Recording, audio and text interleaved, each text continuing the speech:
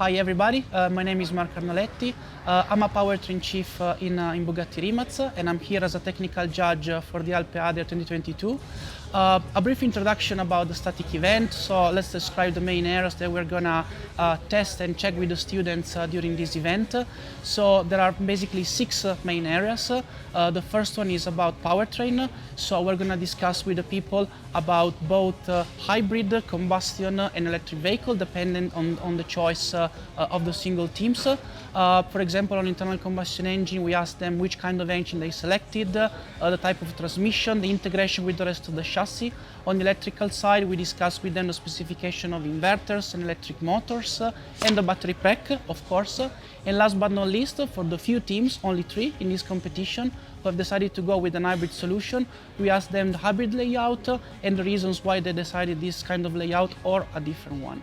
The second one is the aerodynamics. So aerodynamics is extremely important for this type of cars. We check first of all the integration of the aerodynamic features with the rest of the chassis. We check the features and the decisions about the design of the front wing, the rear wing, and the integration with the rest of the system, including the cooling of the overall concept vehicle.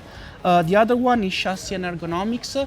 So ergonomics is involving the sitting position, the integration of the sitting of the driver with respect to the rest of the chassis, the design of the chassis, so the selection of the material for the chassis, a tubular frame, in what kind of material, for example steel, for example carbon, for example a hybrid solution between the two, and we discuss this with the rest of the team based also on the budget available for them. The next one is electrical and the control system. So this is basically involving the low voltage system, so the control system for the car. For example, the engine ECU, the engine control unit for combustion engines, the BMS for the battery system for the electric cars, and the integration of all the control system with the rest of the function of the vehicle.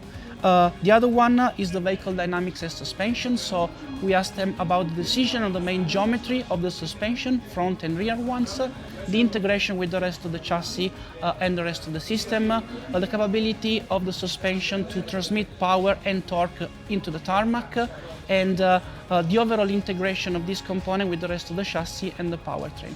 And last but not least, the overall vehicle concept and management. One of the most important things, in my personal opinion, to be considered is not just the overall performances of the vehicle in terms of absolute terms, but it's always a trade-off between the performances of the vehicle versus the budget available. So we want to normalize, let's say, the performances of the vehicle with respect to the budget available. And these are the main areas that we're going to judge for this static event.